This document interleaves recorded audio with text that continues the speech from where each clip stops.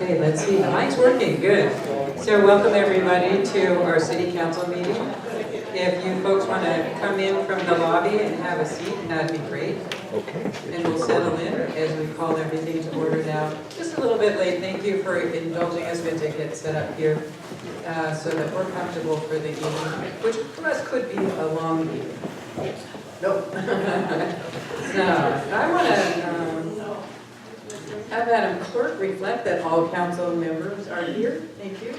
And we'll start with a salute to flag, if you'll join me. Thank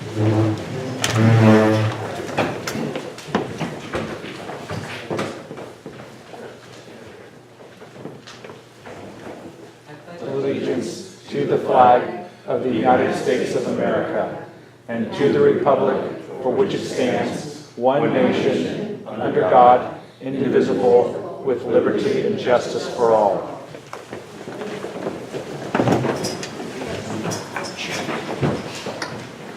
I want to open this meeting with a special thank you to the Laguna Foundation. They invited the council and city staff out to a guided tour of the Laguna Waterway between Occidental Road, the bridge there, and Guerneville Road. So we were out today for about 3.5 hours. Saw the eagle. That was a fun part.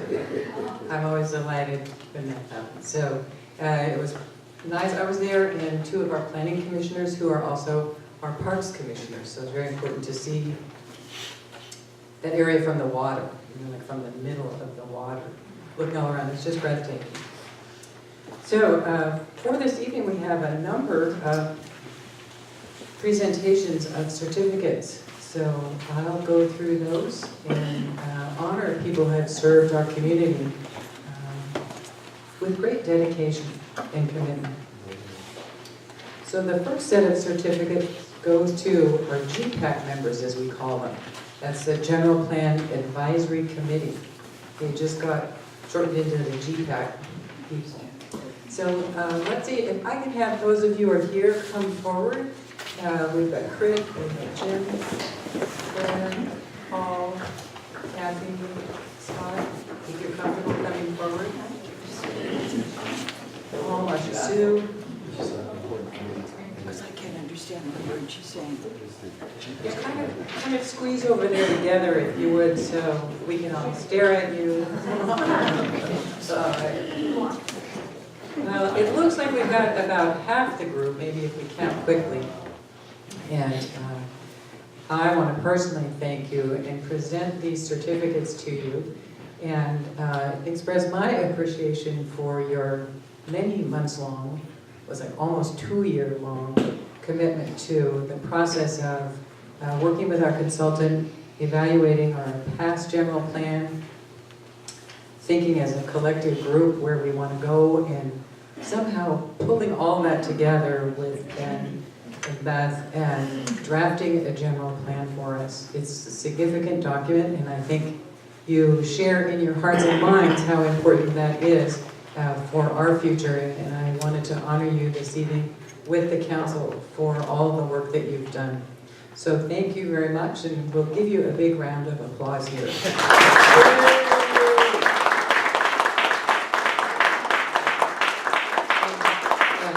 It's always fun when we honor people to let you do this walk down the way and shake hands. Unless somebody would like to give a speech too, as you accept your certificates. I would just say we'd like to honor our families who let us go to lots of meetings. That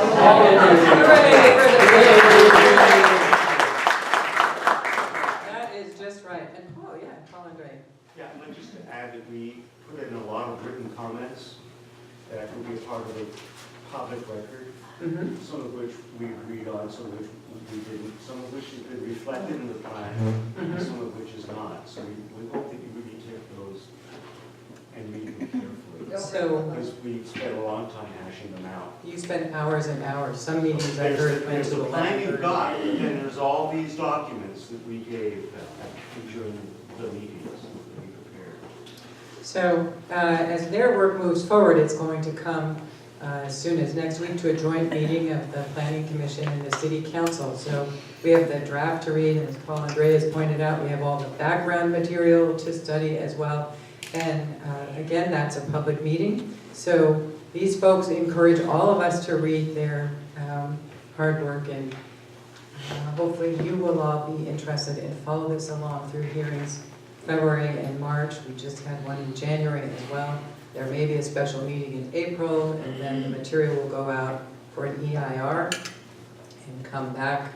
That will have public comment, and everything should come back to the Planning Commission, I think maybe August, September, sometime in the early fall, and then back to the City Council. We're hoping for adoption in November, if that's enough public vetting of all of the work, and we're comfortable with that action.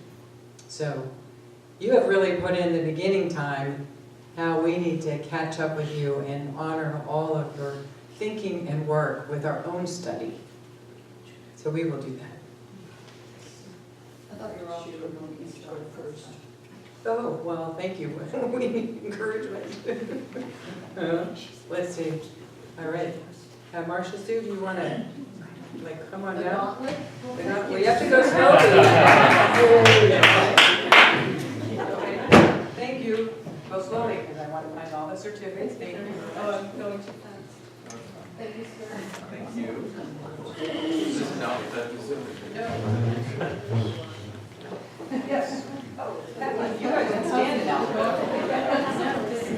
Usually if I get work, I'll go all the way back.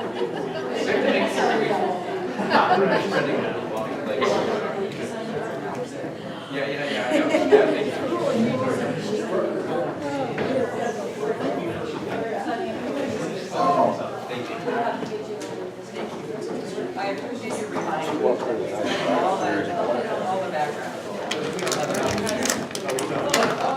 You okay?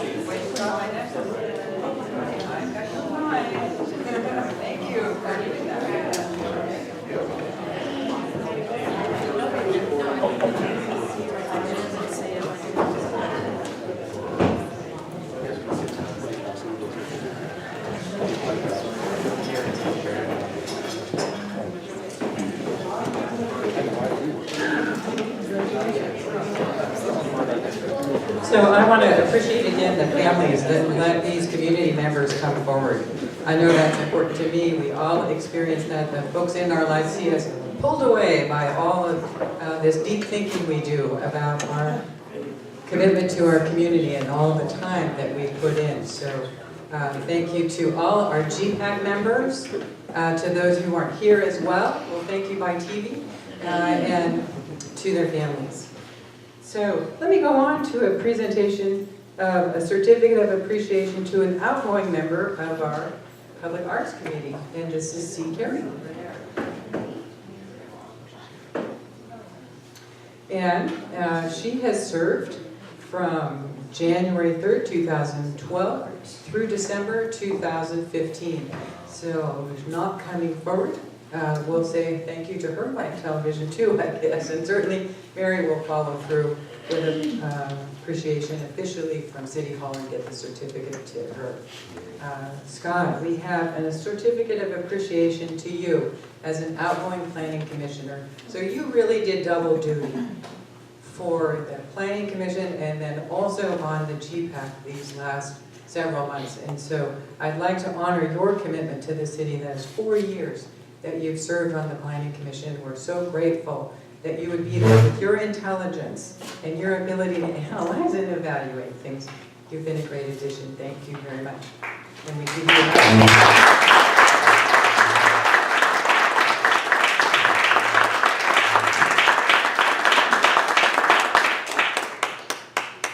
Thank you very much. Thank you.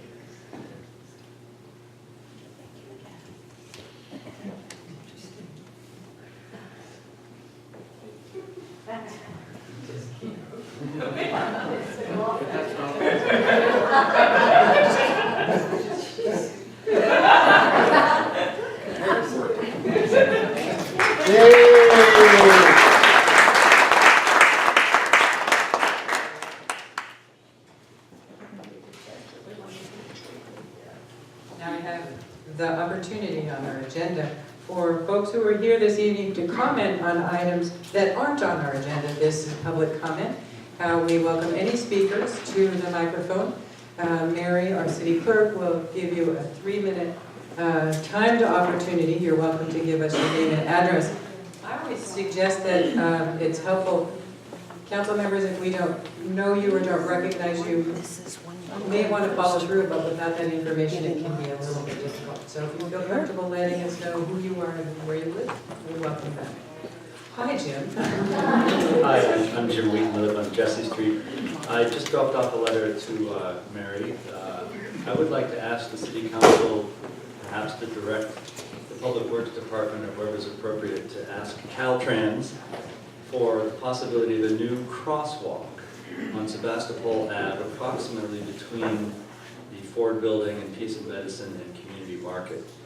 I'm a new resident of the renovated Ford Building, and I have to walk about 400 feet either up to Napa Auto Parts or down to the Morris Street, and then back up again the other side, which doesn't sound like a lot unless it's raining or you're in a hurry. And a lot of people, was that 3 minutes? Sorry, Mary's just messing with you. So, She looks nice, doesn't she? But thank you very much. No, there are a lot of people, there will possibly be a hotel going into the Guayaki building. There are more tenants coming in to the Ford building. There are a lot of people that jaywalk there. And even the sidewalk, the crosswalk up by the Napa Auto Parts there, it has no lights, it has no signs. It's just 2 white stripes in the road and the ADA ramp. And people slow down. I put my foot in the street and they slow down, so it's another opportunity to slow down the traffic through town. And I know it's Caltrans, so it may be years before anything can be done, but I thought I would make a formal request to help everyone. Thank you. thank you very much. I forgot to mention that we'll take public comment, and then if there's something helpful that staff could say in response tonight, or follow through with people individually, we'll do that after all the comments are captured. Okay? Thank you. Thanks. You're up if you're ready. My name is Nina Tepedino. Hi, Nina. I am a resident of Burbank Heights and Orchards at 7777 Bodega Avenue. And I am part of a group of us residents here this evening who decided to be part of public comment due to an incident of one of our residents being injured and hit by an automobile at the intersection of Newell Avenue and Burbank Heights entrance on Bodega Avenue. Nelson. I'm a retired teacher and musician and author and poet, so I have put something together for you. Okay, can we help you by holding that or anything? Is there any way we can help and then get you in the microphone so that it's recorded? I don't know, I don't think Okay. I need it. Okay, if you do, John will jump up maybe from the end. Okay. We are the spotlight on the stoplight. We are the spotlight on the stoplight. Do you hear us? For we are serious. Do you hear us? For we are serious. We are the spotlight on the stoplight for safety and life now. Thank you.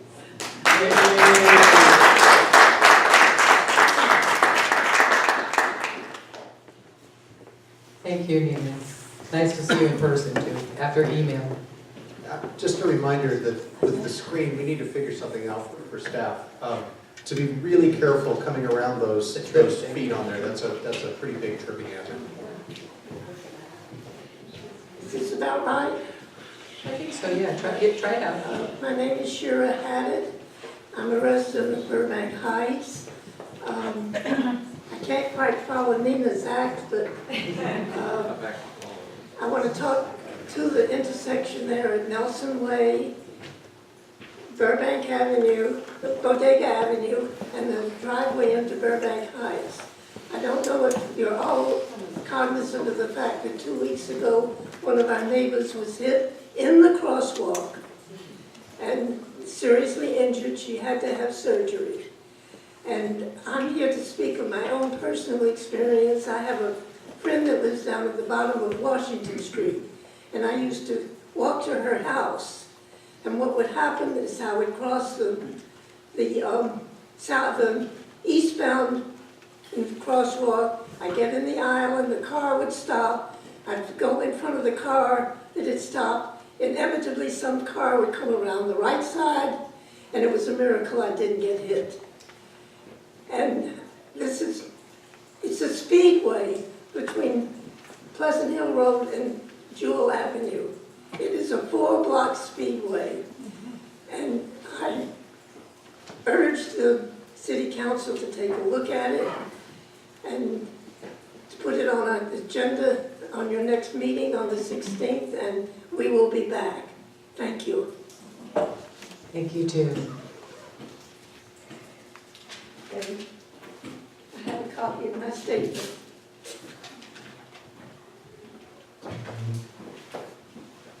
Thank you, yeah, we'll deliver that to Mary for you. Thank you very much. All right.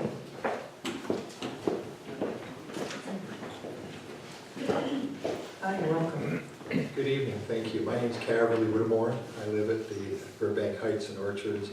I spend a lot of time sitting at the bench right next to that intersection. It's an amazingly dangerous intersection. We have 200 elderly people between the ages of 65 and probably 95, and they walk that intersection. We also have 2 schools that are within 5 blocks of that area, and it's also an intersection for children. Pretend this is the intersection, and the big problem with this, it's coming down Bodega from Pleasant Hill. It's this steep, so the cars naturally speed. This is coming down, this is the intersection. Up here, the traffic, there exists a sign saying how fast you're going. I've been there a year. Up until about 4 months ago, it worked. It does not work. The City Public Works is working on getting it reworking, but that's just part of the problem. The intersection is like this, coming down. This is the crosswalk. The only light for this whole intersection is up there, about 25 feet. There's no lights down the road. So the crosswalk at the bottom side of the hill, there's no light at all. You cannot see virtually anything in that intersection. There needs to be something done to avoid this. This is unmade. I've seen the people coming down, the average speed is about 32, occasionally 42. I've seen 52. It's a natural speedway, and it should not be next to 200 elderly people living someplace. So the possibilities are the flashing sidewalk flashers, a crosswalk, at least some better lighting, and certainly fixing that sign that tells you how fast you're going. Because otherwise, there's no attention to that. Maybe there's a problem for people. They see that sign, they say, "Oh my gosh, I think maybe there's a problem." They're talking to me. I would like this to be on the city council docket for 2 weeks from now, so that they can take a look at this. This is to protect the 200 people who live there. I think it's a very serious issue. They've also had a number of traffic accidents in the last 8 years at that intersection, so it's a very dangerous intersection. Thank you very much. All right. Thank you too.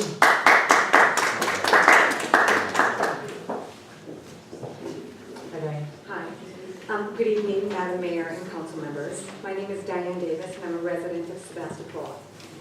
Part of my work in the community involves working with Annalise' youth-driven program called Operation One for One, meaning one student for one student. This youth-driven program, students are committed to bringing awareness to the importance of encouraging healthy lifestyle choices and promoting the concept of living better. Living better is really their motto. So I'm here this evening to inform you that once again, Operation One for One is bringing a nationally recognized speaker, Calvin Terrell, back to our community. Calvin Terrell speaks on issues of social justice and alcohol and other drug prevention. He has inspired students in Operation One for One year after year, and they're very excited about bringing him here. Calvin Terrell has left a very lasting impression not only on the students of Operation One for One, but to the larger community as well. He spoke to middle school students, high school students, and the larger community during his last time that he came to Sebastopol. He will be here on March 1st to the 3rd. He will address once again middle school students and all three students populations in all three high schools in the Westmoreland County Union High School District. So he'll be at El Nino this year, where he wasn't the previous time he was here. He will present to the larger community on Thursday, March 3rd in the evening at Adeline Auditorium beginning at 6:30. This is a free presentation to the public. It is funded through a grant. Calvin Terrell there will also be a dinner prior to Calvin Terrell's presentation. It will be in Annalise' cafeteria. It is a fundraising event put on by the Culinary Boot Camp, which is a program that came out of Operation One for One. The dinner is delicious. I had the luxury of sampling it before, and it is only $6 per person. So I'm here to personally invite all of you to come to the dinner and to the presentation. Thank you. Thank you, Diane. Where was the dinner?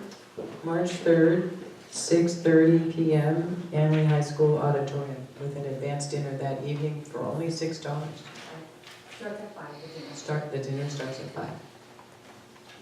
Hi, I'm Steve Tashiff. I'm a resident of Sebastopol, and I live on the west end of town. I have three things to say, basically. One, I think it's important that the speed be reduced, entry speed coming into Sebastopol from the west as you come down the hill. And I'll substantiate that opinion based upon the fact that within, I guess it was about 2 weeks ago, I was going north on Regal past the park, approaching Highway 12, and there were some school kids, young, I'm guessing they were first, second, third grade, and there's 3 boys together, and it was drizzling, and the youngest one took off, riding across the street to the south side of 12.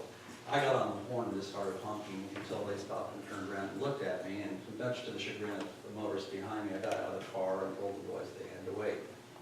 I can't substantiate this, but my belief is that 40 miles per hour is a speed that is easy for a motorist to not pay attention to the fact that there's a crosswalk there. I think if the speed was reduced, it might act as entering lights, as you do on an interstate, for instance.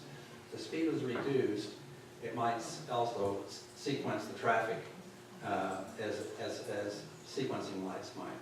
But I think the reduction of speed coming in from the west on Highway 12 as you approach town, I think it's imperative that you reduce that speed. Thank you.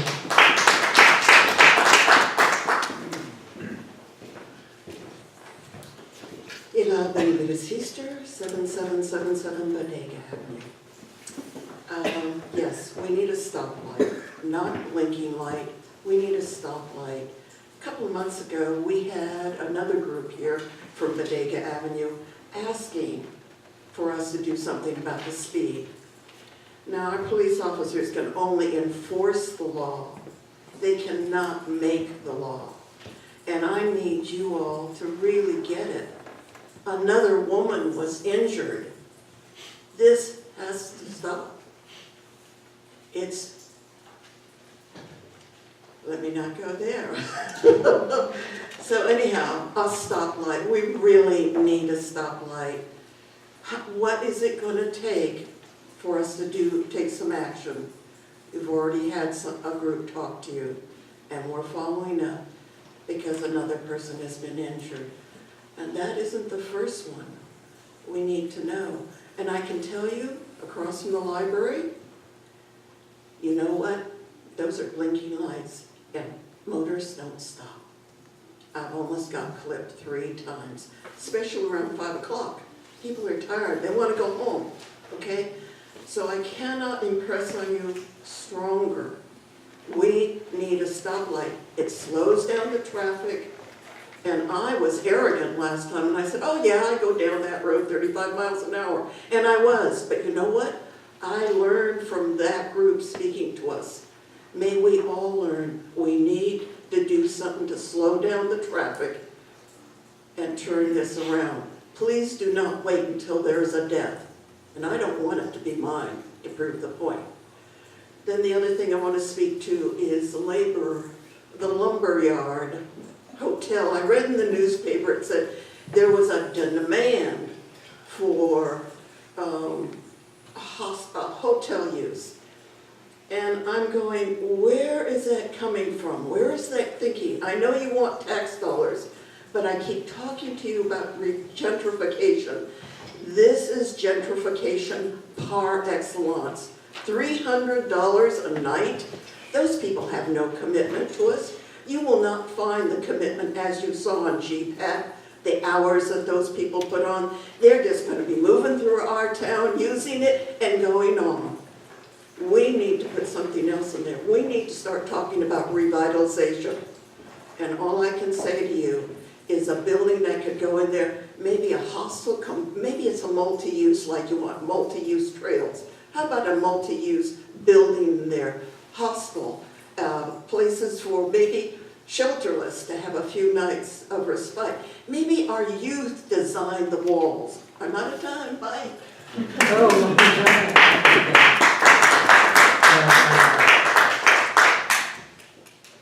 So I appreciate everybody coming out tonight. What I'd like to let you know just first is that I think the issue of the Bodega Avenue Nelson intersection will probably come up in the discussion under number 7. This is our mid-year budget, and we're looking to categories of money and projects, particularly from our traffic impact fee. And it's also going to come up under number 12 for me. I'm speaking actually only for myself as an individual council member. I intend that it be discussed at these items. Number 12 is the review of our goals and priorities. And as I looked at that, I didn't see anything particularly clear about creating a culture and practice of safety and slower traffic in town. So I will be trying to add that under item number 12. I know council member and former Mayor Patrick Slater wants to comment, and then I want to ask the chief for a little help before we move on. My comment is around the same subject.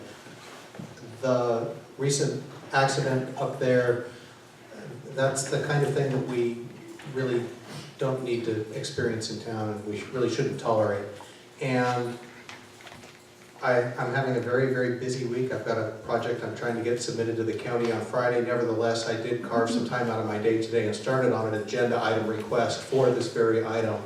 And I hope to finish it tomorrow and get it to staff to get this agendized for us to have a formal conversation, have staff do some analysis, all manner of staff we have. This would be an engineering department, this would be planning, this would be police, and I'm sure also the fire department would have an opinion about this also. So there's a lot to talk about with this one thing. It seems relatively simple, but as we all know, government is not simple. So we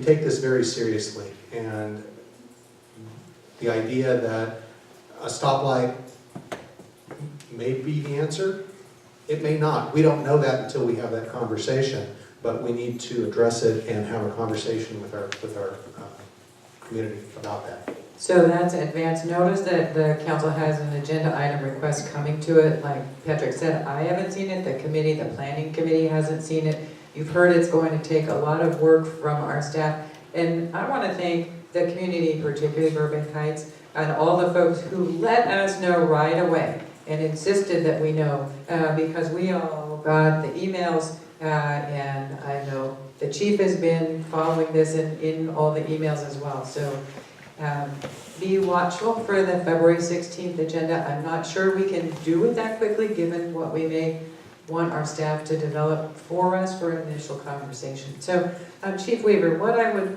like you to do just here, since we can't legally talk about this issue now, with it not being agendized, is if you could help us understand, us meaning all of the folks here this evening, how speed issues, traffic issues, safety issues can be forwarded to you, and what you do with them and how they come to the council. I think that'd be good to go with the process. Any other remarks that are helpful right now? Sure. First of all, my door is always open to people. I hope people know that, whether it's by phone or email or dropping into the police department. I appreciate the feedback that I get from people. I can't know what's happening in town if people don't connect with me, so I appreciate that. I was at Burbank Heights today for an hour and a half, sitting down with a resident and giving some information that will hopefully be part of a newsletter, help educate the people that are at Burbank Heights on some topics that might be of interest to them. We bring traffic calming matters before the city council twice a year, and can be more frequently on a kind of an urgent basis as well. They're vetted by the engineering department, and the fire department, and the police department, and brought forward. Those that can be done within the existing budget are done quickly, but those that require more in-depth conversation, tonight's an example of that, where we have a great many needs and not enough money to meet them all, and so then the city council has to make decisions as to where that money goes. Just in terms of enforcement, soon the police department will be back to full strength, probably by April. We haven't been since May of 2014 due to injuries, and so that cuts into our discretionary time, and discretionary time is when we do traffic enforcement. But we are really good by getting grants from the Office of Traffic Safety. Coincidentally, one of the officers was working grant overtime today doing speed enforcement in front of Burbank Heights. So it wasn't anything I planned or arranged for. That was just what happened organically. So we have focused our efforts where citizens request it, both specifically on Bodega Avenue, and we'll continue to do so. Thank you, that's really helpful. We have some other Bodega Avenue people here. I think they would attest to the chief's responsiveness and attention as well, and to the councils. So I encourage everyone to stay vigilant and keep this issue before the council, and also to make sure you're safe. The chief has a wonderful safety talk that he gives on Walk and Roll to School Day about using crosswalks, and our bottom line is that the little strip of paint doesn't protect you, it's just a little thin little line of paint, and to not enter a crosswalk until all cars are stopped. And that doesn't answer the problem because, as people have said, the cars speed anyway. So the issue is, I think, very well raised before us, and we'll see when we can fit it in on our calendar, and I hope all of you will come back or will stay in touch with us in the meanwhile, so we can understand your experience and know what's best to do with the recommendation of our staff. Alrighty, so I'm just assuming nobody else was in line to the microphone, so we've kind of gone on to wrap up public comment, and we'll move on to our consent calendar. There are 5 items on the calendar, and I would ask if anyone from the council wants to remove any item from consent. I have one small question on item 1. A small correction to the minutes, all right? Anybody want to remove an item other than that? Does anyone from the public want to remove an item from consent? I don't think so. We're going to let people just find their way out while we do this business. So let's look for a motion to approve items 2 through 5 first, And these are approval of the resolution approving the 70th Apple Blossom Parade and Festival. Number 3, approval of rejection of claim for damages against the city. Number 4 is approval of a resolution awarding a service agreement for the design, etc., of the city's website. And number 5 is approval of an agreement with the County of Sonoma Health Services for reducing youth retail access to alcohol and high-risk drinking, as well as approval of the contract. So is there a motion to approve all those items 2 through 5? Moved by the Vice Mayor. Is there a second? Seconded by Councilmember Jacob. Thank you. All those in favor say aye. Aye. Opposed? Those will carry. And then we'll go back to number 1 quickly. There's a correction on the minutes that Mary didn't get yet. Well, you know, I had to read this a couple of times, so it may not even be a mistake, and I guess it could be resolved by looking at the video, but on page 6, it's a statement attributed to Mr. Leddy. It's the next to the last statement on the bottom, near the bottom of the page. It says, Mr. Leddy stated that 9 out of 10 people asked would prefer to be shelterless. He stated that 90% of those questioned would prefer to be sheltered. So I think, huh?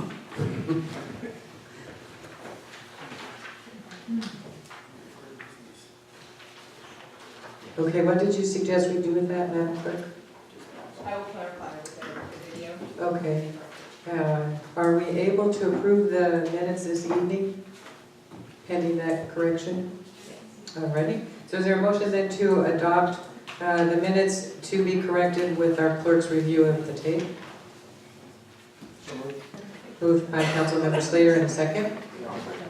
Seconded a couple times. All those in favor say aye. Aye.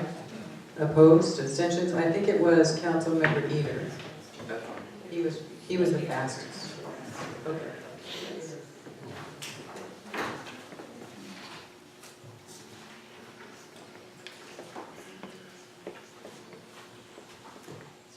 So we'll move on to item number 6.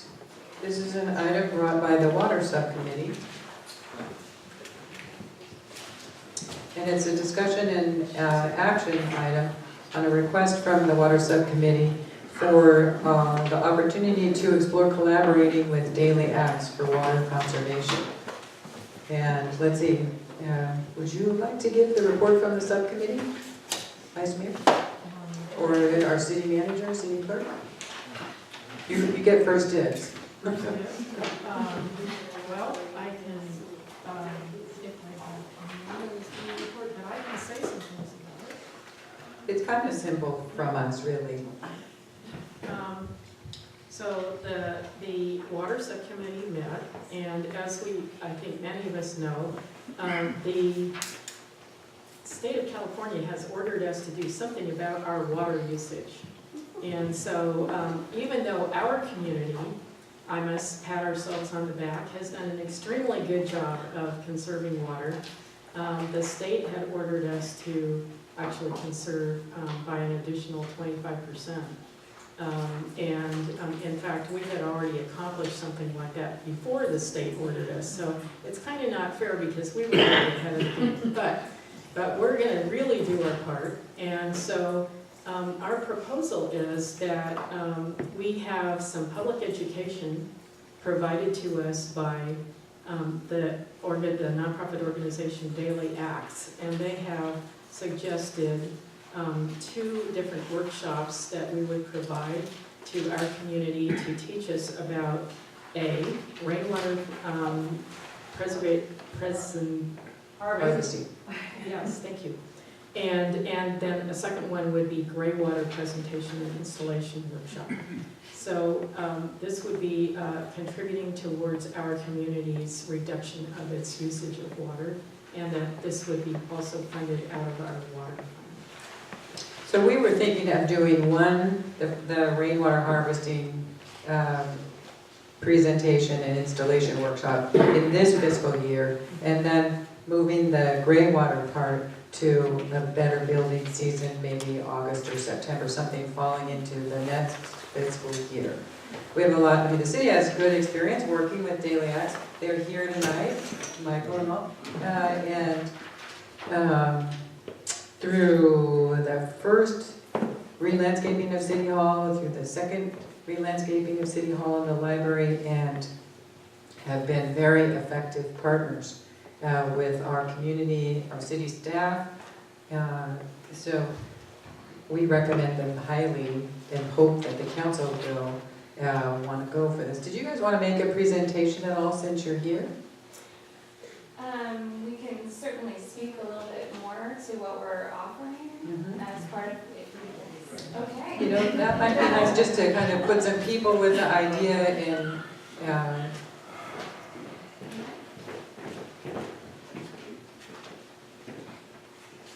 You can be real quick, that's okay with us. So, you guys hear me okay?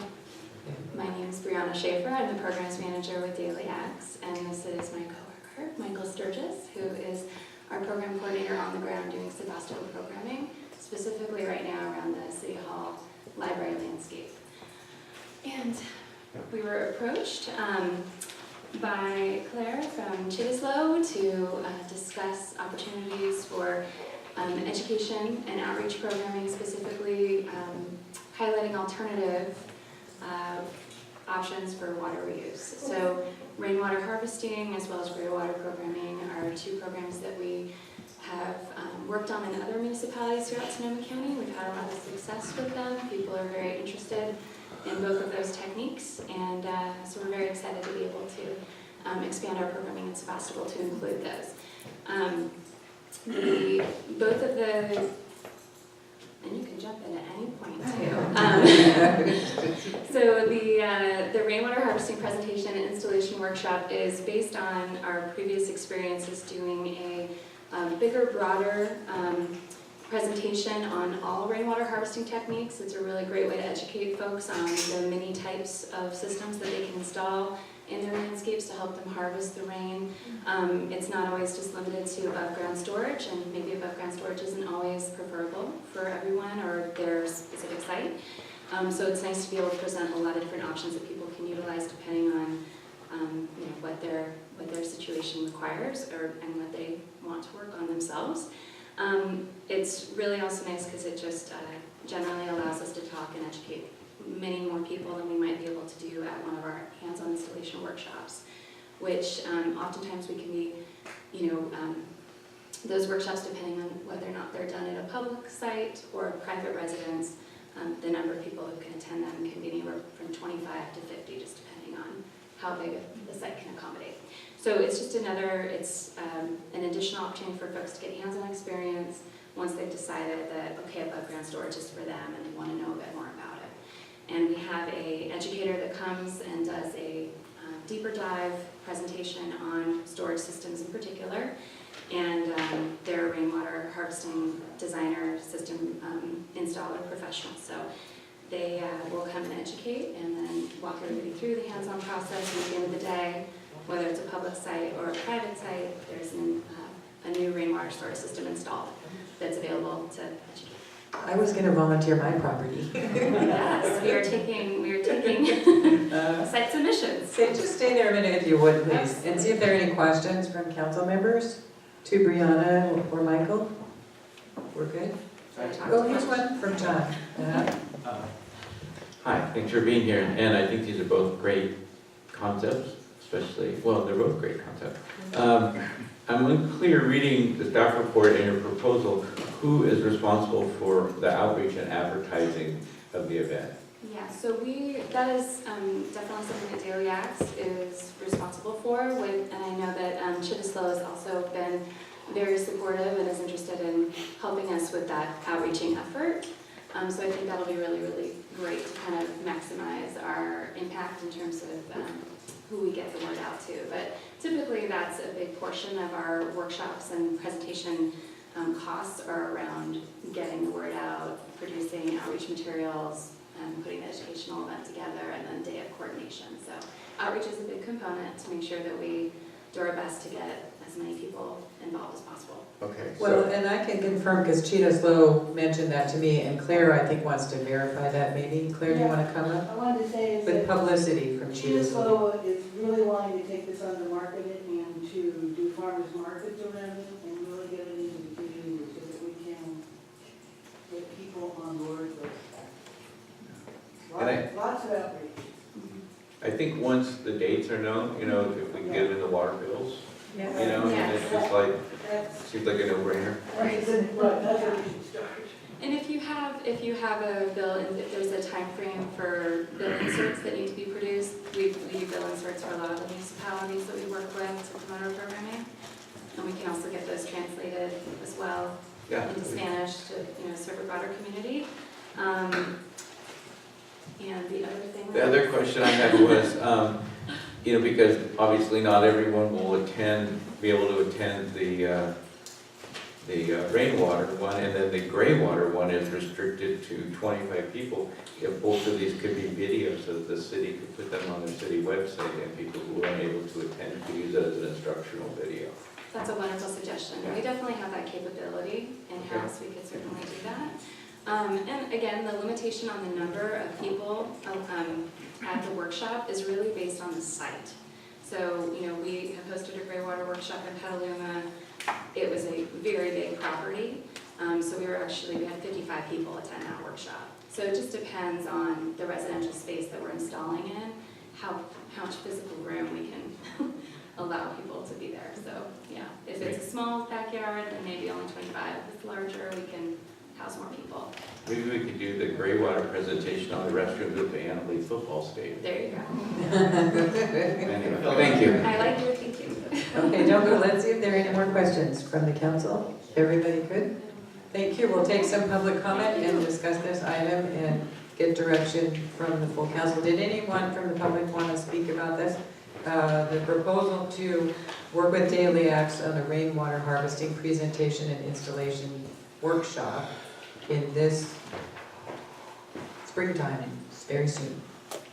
If no one's coming forward, then I'll bring back to the council any discussion from the council, other than a motion to authorize staff to move forward and negotiate that, I guess it's a contract or whatever, and approve the idea. Councilmember Slater, and then Vice Mayor Glass. This seems like a really, really great idea. I'm glad the Water Committee brought this forward. I have some significant questions, though, about the fee. For a one-day class for a program that Daily Acts clearly has great experience with, for a one-day class, and I understand that there's setup time and there's publicity time and all these other things. This is a significant fee, and I think I need more justification for it, and I don't necessarily need it to be written. If it can be broken down for me a little bit so that it's understandable, because $4,500 for a one-day class for 25 to 50 people seems excessive. So that's one thing, and I've got a couple other comments also. So how do you want to handle that? Question/comment. It seemed more like a comment than a question. If you guys wanted to answer that now, that might be helpful to get that information. Also, it's not just one day, because there are the two parts to it. And the motion that I was looking for was to direct our city staff to negotiate the contract with them not to exceed this fund. So how do you guys justify $4,500? Yes, so great question. Glad you brought it up. It is actually two separate events. They're placed in combination just because they're under the same theme. And as I said, the presentation is a separate event. It's usually hosted on a weeknight. Typically, we find that folks are more apt to come to an hour-and-a-half presentation, maybe just to drop in and get a bigger, broader understanding of rainwater harvesting concepts, then they can determine whether or not going to an actual hands-on workshop is for them. So we offer the educational presentation, which is its own separate event, and usually, putting all the information together, doing the outreach for it, and then our time on the day of ends up being a quarter it's a quarter of that cost is associated with that. The other two, God, can't do fractions. The other 3/4 is associated with the actual hands-on workshop itself. And there's a lot of time and back and forth that goes into doing site evaluations. So depending on what direction the city would like us to take, whether we want to do an installation of public site, maybe City Hall, incorporating a system there, or at the community center, somewhere that's highly visible would be a really great way to educate the public on these concepts throughout the year. Or, if it's at a residence, then, that would be, a completely different story, but we have to go through a specific site evaluation process and work with our educator, installer to help us design the system, and so there's a lot of back and forth and communication associated with that. Then we work really hard to help the residents or whoever's installing secure parts to the system. We try to get them at a discounted price, and so there's a lot of back and forth and communication with distributors and that kind of a thing. So there's a lot that goes into it beyond just the outreach, getting enough people to the event, the bill insert designs, all of that. So that's what goes into it. Okay. There's also a stipend that we pay to the installer of the system. Okay. That helps tremendously. Okay. And the comment that I have about this, part of it is that I will be in support of this if this is at a public site for public benefit. If this is an installation that is proposed at a private residence without any reimbursement on the part of the private property owner, I will not be in support of this. I appreciate that suggestion when they said the property had to be big enough to accommodate it. It took my private little house off the list I have already. So that's a great suggestion.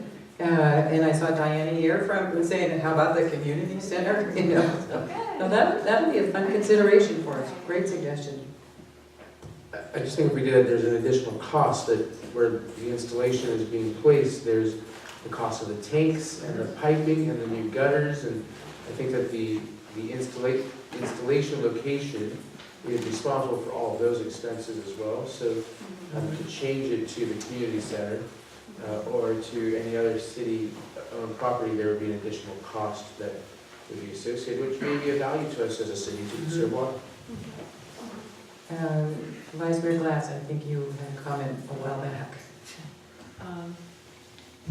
Well, I actually had a couple of comments. One was, I believe that this is actually not about the cost or anything else right now, but that I believe that we talked on the Water Committee about our funding this partly in response to state mandate and state law. And that providing one of the things that the state is telling us to do, which is of course an unfunded mandate by the state, is telling us to provide public education that's going to help reduce water usage. So in fact, the state sort of has told us to spend some money on this because they want us to do public education. Is that correct, City Manager? Yes, in fact, we're going to be having an agenda item coming up in the next few weeks when we return to the council with a proposal to change some of our regulations in Sebastopol, because unfortunately our citizens conserved so well originally that conservation on top of conservation didn't quite meet the 25% goal that was established for the city. And so we have to change our regulations a bit to address that. Again, that was conservation on top of conservation, but we missed it by less than a percentile. So in some ways, this item can be seen as well as contributing towards that. So the city will help the city ensure it's in compliance with all our regulations. And so there's an overriding public purpose to this item as well as individual benefit. So I'm thinking as to our process, I'm sorry, you may have more. I actually have one more comment, but yeah, so to capsulize that, we are in fact helping us comply with state law by expending these funds and not having the state mad at us. But then my other comment was that this is a very green and sustainable way of approaching dealing with water consumption, and that this city has had a history of doing that. We have a history of being a forward-looking town that tries to set the bar high and to show the way for sustainable practices. So if you look back at our history and think about Solar Sebastopol and the things we did around energy, our public education around energy ended up actually, I think, contributing significantly to us having one of the highest rates of solar adoption of any zip code in the state of California. And I think that was largely stimulated private action from the investment of public education. So hopefully this is the same kind of thing where our public education is going to influence our private activities. I think, Claire, you want to come up to the microphone since you're offering through Cheetah Slow to be publicity on this event. What did you want to clarify? One more piece that I can't clarify at this moment, but I know it's been talked about, is that Sebastopol Hardware it has rain storage equipment, and so we could have a business in our own town that would help with that process, which I think is real important. Friedman also does it, but I really feel keeping it local, keeping a local business involved with that is real important. So that's another piece. So when these guys are looking for discounts, we'll tell you where to go. 20% off. All right. Thank you, Claire. That's another good point to know. Councilmember Jacob? I understand the concerns around the costs. I always like a deal, you know, and Daily Axe is like the best deal in town when it comes to rainwater catchment. I mean, it's your field. So I just wanted to echo Councilman Slater's concern around the cost, and always trying to get that down. So any motion pertaining to this would be around staff working to figure out how to get that cost down, and however we can assist in outreach, for instance. We have a lot of resources to do this, but maybe there's ways to help with that.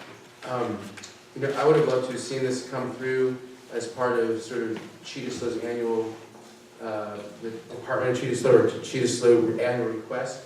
And that's maybe just a suggestion for next year's funding round for the organizations to look together at that. But I see that it's here today, and that's fine.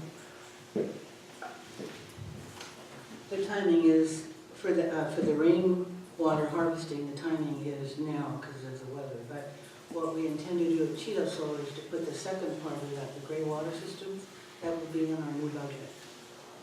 Okay, thank you. And they had your suggestion before you even said it out loud. Well, and more so, if I were to have this versus a cardboard and wood chips for your lawn program from the water budget, I don't know if I had both those choices in front of me today, I might choose that option as well. So as this needs to continue as a project and this education needs to continue, I would suggest that the water subcommittee or Cheetah Slow look at a cardboard and wood chips for your lawn kind of program for our community. I believe Petaluma had great success in water conservation. I'm in that program 4 or 5 years ago. And it's still in place because it's working so well for them. Yeah. So just put it out there. And then I just wanted to say that, you know, this item, you know, I miss being mayor. I miss being on the agenda setting committee because you get to bring these items and they're such great additions to the community, and thanks for bringing this item forward. With that, I'll make a motion to move this item forward, maybe to our budget conversation that's coming up here this evening, and have to be a part of that. Be a part of the same conversation. Is that appropriate, or that would be my motion? That would be your motion. Is there a second? I have a different motion in mind if this one doesn't go forward. Well, and that's only because I would like to move to direct staff to negotiate the contract with Daily Axe for the services as listed for rainwater harvesting presentation and installation workshops. As soon as we can coordinate that in this fiscal year. So is there a second for that motion? And so I just want to answer the issue of the cardboard and mulch. If you go around town, we've lost so many front lawns to differently landscaped front yards. I mean, there's a great conversion already. And I think, as Vice Mayor Glass was mentioning, this community is really interested in moving forward. So I think that's